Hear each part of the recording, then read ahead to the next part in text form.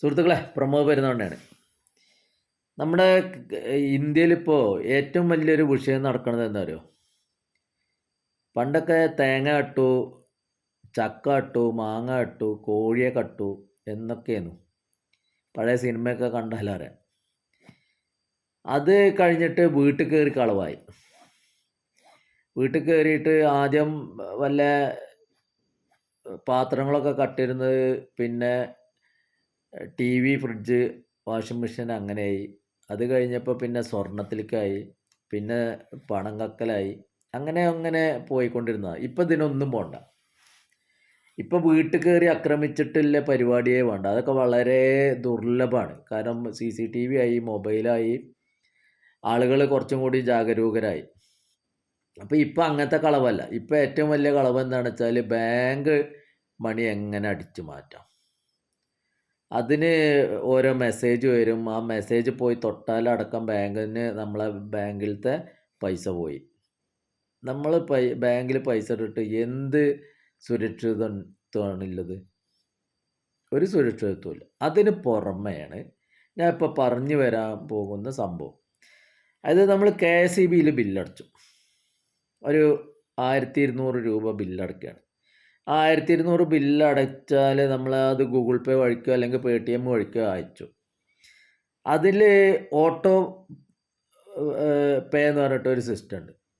അതിൽ ചിലപ്പോൾ അറിയാതെ ചിലപ്പോൾ അതിൽ തന്നെ ഉണ്ടായിരിക്കാം, അറിയാതെ തൊട്ടു പോവുക അല്ലെങ്കിൽ അതിനോടൊപ്പം തന്നെ ഉണ്ടെങ്കിൽ നമ്മളത് ശ്രദ്ധിക്കാതെ 1200 അടച്ചാൽ പിന്നെ ഓരോ മാസവും നമ്മൾ 1200 അടച്ചുകൊണ്ടേ ഇരിക്കുകയാണ്. നമ്മളെ അക്കൗണ്ടിൽ നിന്ന് പോയിക്കൊണ്ടേ ഇരിക്കുക.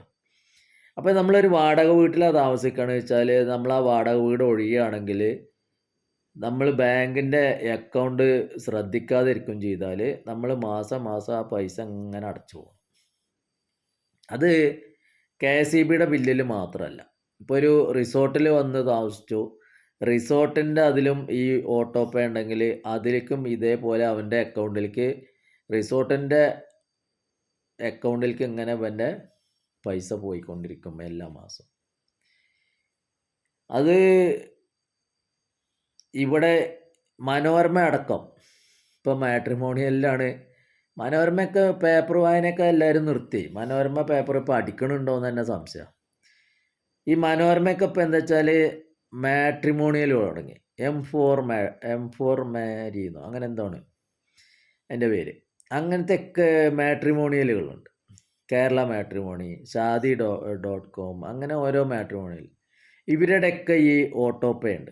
ഈ ഓട്ടോ പേയിലേക്ക് പൈസ അടച്ചാൽ ഇതിങ്ങനെ മാസം കട്ട് ചെയ്ത് പോവുകയാണ്.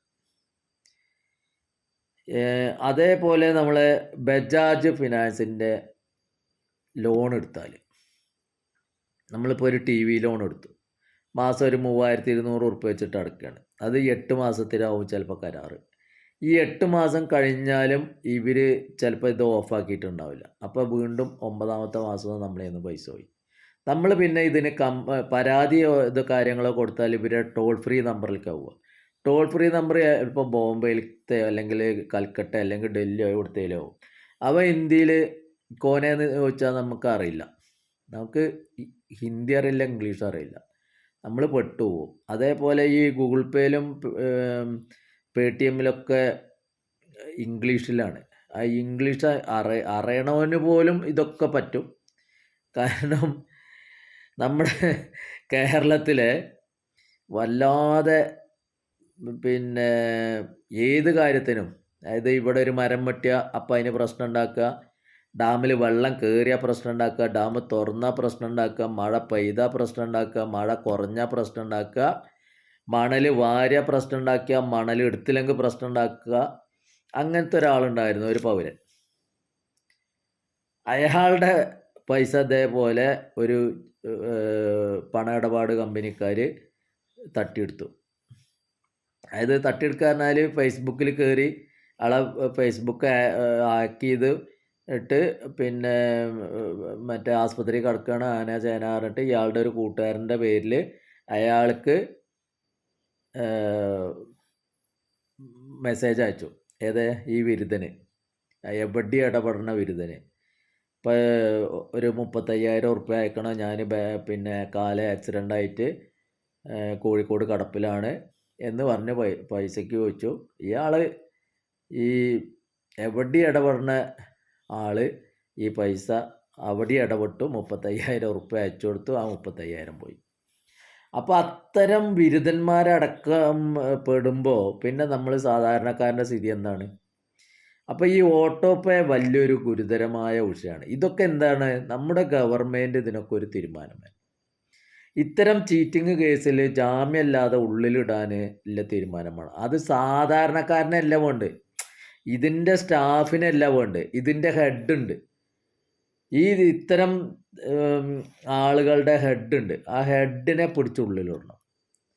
ഓനെ 15 ദിവസം റിമാൻഡ് ചെയ്യുക, അത് കഴിഞ്ഞിട്ട് വീണ്ടും ഒരു 15 ദിവസം റിമാൻഡ് ചെയ്യുക, വീണ്ടും ജാമ്യം കിട്ടാതെ ഒരു 90 ദിവസം ഇട്ടാൽ ഇത് നിൽക്കും.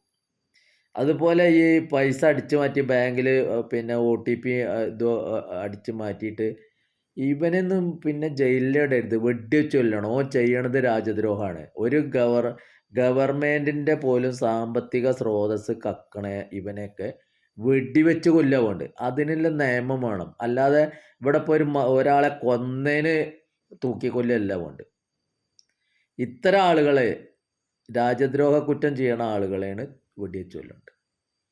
അല്ലെങ്കിൽ അവൻ്റെ കയ്യോ കാലോ വെടിവെച്ച് തകർത്ത് അവിടെ ഇട്ടട്ടെ, വികലാംഗനായിട്ട് കിടക്കട്ടെ. കാരണം ഇത് ഒരാളെയും രണ്ടാളെയല്ല, ഇന്ത്യയിൽ ഡെയിലി ലക്ഷക്കണക്കിന് ഇത്തരം കേസുകളാണ്. ഒരാളെ അധ്വാനിച്ച് പൈസ ഉണ്ടാക്കി പെൻഷൻ പറ്റി പിന്നെ ബാങ്കിലിട്ട് അതിന് പെൻഷൻ പലിശയും വാങ്ങി ജീവിക്കണ ആളുകളൊക്കെയാണ് ഇവർ ഈ തട്ടിപ്പ് നടത്തുന്നത്. അപ്പോൾ അത്രയും കാലത്തെ അവൻ്റെ സ്വപ്നങ്ങളാണ് നശിപ്പിക്കുന്നത്. അവനെ പിന്നെ എന്താ ചെയ്യേണ്ടത്? വെടിവെച്ച് കൊല്ലണം, അത്രേ ഉള്ളൂ. അത് ഗുഡ് നൈറ്റ്. അപ്പോൾ ഈ പറഞ്ഞു വന്നതെന്ന് വെച്ചാൽ ഈ ഓട്ടോ പേ എന്ന് പറഞ്ഞ സിസ്റ്റം ബാങ്കുകൾ എടുത്തു കളയണം. അതാണ് പറയാനുള്ളത്.